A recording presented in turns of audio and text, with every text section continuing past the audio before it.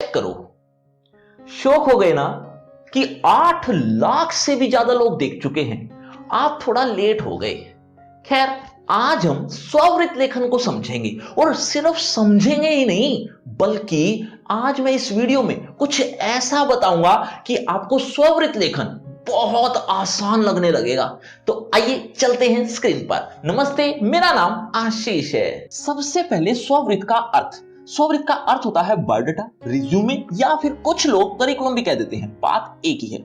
ये स्ववृत्त यानी बायोडाटा जब किसी कंपनी, स्कूल या फिर किसी भी इंस्टीट्यूशन में हमें जॉब के लिए अप्लाई करना होता है, तब इस स्ववृत्त लेखन की जरूरत पड़ती है।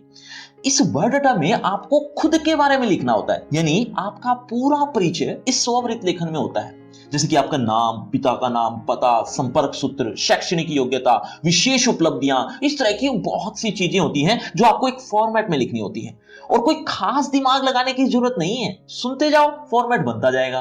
बस इसमें एक चीज ऐसी है जिसमें आपको थोड़ा दिमाग लगाना है, उसके बारे में हम थोड़ी देर में बात करेंगे। पहले फॉर्मेट देखो। सबसे पहले आपको खुद का नाम लिखना है, उसके बाद पिता का नाम, माता का नाम, जन्म तिथि, वर्तमान पता, वर्तमान मतलब जहां आप अभी रह रहे हो, इसके बाद मोबाइल नंबर और फिर ईमेल आईडी, जो भी आपकी ईमेल आईडी है वो लिखनी है यहां। भाषाओं का ज्ञान, आपको कौन कौन सी भाषाओं का ज्ञान है वो आपको यहां बताना है।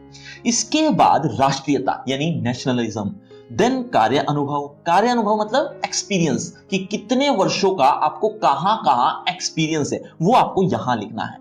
इसके बाद सबसे मेन चीज वो है शैक्षणिक योग्यता।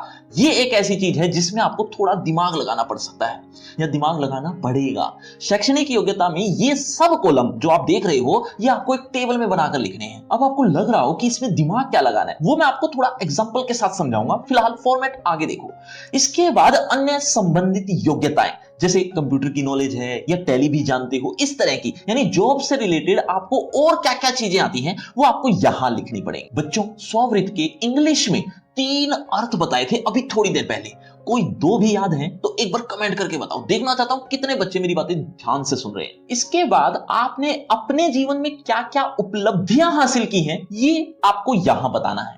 और अभी आपको कंफ्यूजन हो रहा हो कि पता नहीं क्या क्या लिखना है, कहां कहां लिखना है, कितना सब कुछ हो गया है, तो बच्चों एक एग्जांपल से जब मैं समझाऊंगा ना तो आपको ये सब समझ में आ जाएगा। अभी चिंता मत करो। अब अभिरुचि लिखनी है। अभिरुचि का मतलब आपको यहां पर इंटरेस्ट लिखने हैं, आपके क्या क्या इंटरेस्ट हैं। इसके बाद आपको रेफरेंस भी बताना होता है, लेकिन वो आपके लिए यानी स्कूल लेवल पर जरूरत नहीं है। और अंत में आपको उद्घोषणा करनी है। उद्घोषणा शब्द थोड़ा सेंटर में लिख देना इस तरह से, और ये लिखना इसमें कि मैं प्रमाणित करता हूं कि मेरे द्वारा उपरोक्त सभी सूचनाएं सत्य एवं पूर्ण है। ये लाइन आपको लिखनी है। और बिल्कुल लास्ट में स्थान और दिनांक, ये 2 चीजें इस तरफ आ जाएंगी और हस्ताक्षर इस तरफ आ जाएंगे। इस तरह से ये पूरा फॉर्मेट तैयार हो जाएगा। अब ये तो मैंने आपको समझाने के लिए एक पेज पर सारा कुछ लिख लिया, लेकिन एग्जाम में आप 2 पेज भी यूज कर सकते हो, ऐसी कोई बंदिश नहीं है। अब आपको एक एग्जांपल से समझाता हूं, फिर आपको ये बहुत आसान लगने लगेगा। उदाहरण देखो।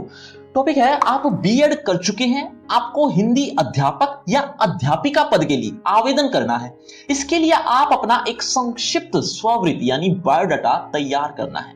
सबसे पहले आपको अपना नाम लिखना है, क ख ग, फिर पिता का नाम अ ब स, माता का नाम च छ ज। बच्चों, अगर आपकी बोर्ड की क्लास है ना तो ये तीनों नाम आप इसी तरह से लिख लेना, यानी काल्पनिक। और अगर आपकी बोर्ड की क्लास नहीं है तो आप अपने वास्तविक नाम भी लिख सकते हो, यानी एक्चुअल जो नाम है वो भी आप लिख सकते हो। अब जन्म तिथि आप कुछ भी लिख लेना, जैसे 10/2/1987।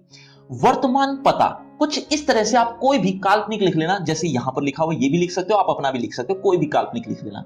मोबाइल नंबर, आप मोबाइल नंबर कुछ इस तरह से लिख सकते हो। ईमेल आईडी abc@gmail.com, ये भी काल्पनिक है। इसके बाद भाषाओं का ज्ञान, हिंदी, अंग्रेजी या इसके अलावा जो भी। बच्चों, इसके अलावा और कौन कौन सी भाषाओं का आपको थोड़ा बहुत भी ज्ञान है, एक बार कमेंट करके जरूर बताना। इसके बाद राष्ट्रीयता में भारतीय आ जाएगा। फिर कार्य अनुभव यानी एक्सपीरियंस, जैसे केवी विद्यालय में 2 साल का अनुभव। इसके बाद सबसे मेन चीज वो है शैक्षणिक योग्यता। शैक्षणिक योग्यता में आपको एक टेबल बनानी होती है कुछ इस तरह से, और इन सभी कॉलम में आपको अपना पूरा एकेडमिक रिकॉर्ड बताना है। अब आपको लग रहा होगा कि इसमें क्या मुश्किल है, बता देंगे, हमने 10वीं में इस वर्ष में इस बोर्ड से इतने % के साथ पास की। इसी तरह से 12वीं का भी बता देंगे, ग्रेजुएशन का एंड ऑल सबका बता देंगे। दरअसल इसमें दिमाग लगाने वाली बात यह है कि आपको एकेडमिक रिकॉर्ड इसी वैकेंट पोस्ट के अकॉर्डिंग ही बताना है। और ये जो वैकेंट पोस्ट है ये आपको टॉपिक के अकॉर्डिंग अलग अलग टॉपिक में अलग अलग वैकेंट पोस्ट दिखेगी।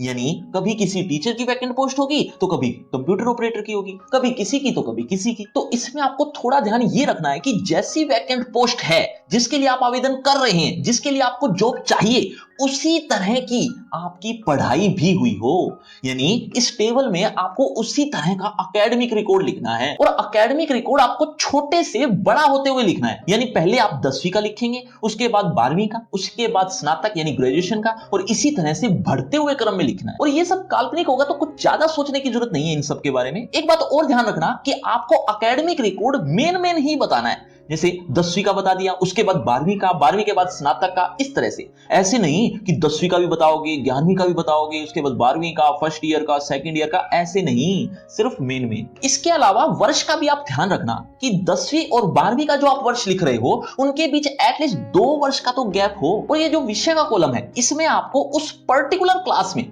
आपके पास कौन कौन से विषय थे वो आपको यहां लिखना है। और सारे सब्जेक्ट नहीं लिखने, 2-3 लिख दोगे काफी होंगे। बच्चों अगर कोई भी बात समझ में नहीं आ रही तो कमेंट करके पूछ भी सकते हो। अब अन्य संबंधित योग्यताएं, इसमें आपको आपने मेन स्टडी के अलावा और क्या क्या किया है वो बताना है। जैसे कंप्यूटर में 1 वर्ष का डिप्लोमा, उपलब्धियां क्या हासिल की हैं वो आपको यहां लिखना है। कोई भी लिख देना काल्पनिक, आप कौन सा अभी रियल में जॉब के लिए अप्लाई कर रहे हो। जैसे यहां आ जाएगा गणतंत्र दिवस पर भाग लेने पर पुरस्कार। अभिरुचि, इसमें आपके इंटरेस्ट लिखने हैं, जैसे संगीत सुनना, पुस्तक पढ़ना या और कोई जैसा भी आप ठीक लगे। और अब उद्घोषणा लिखना है, मैं प्रमाणित करता हूं कि मेरे द्वारा उपरोक्त सभी सूचनाएं सत्य एवं पूर्ण हैं। और बिल्कुल लास्ट में स्थान और दिनांक इस तरफ आ जाएगा और हस्ताक्षर आ जाएंगे इस तरफ। बच्चों आपका वास्तविक स्थान एक बार कमेंट करके मुझे जरूर बताना। देखना चाहता हूं मुझे कहां कहां से कितने लोगों का प्यार मिलता है। अब आपको लग रहा होगा कि इतना कुछ लिखना पड़ेगा।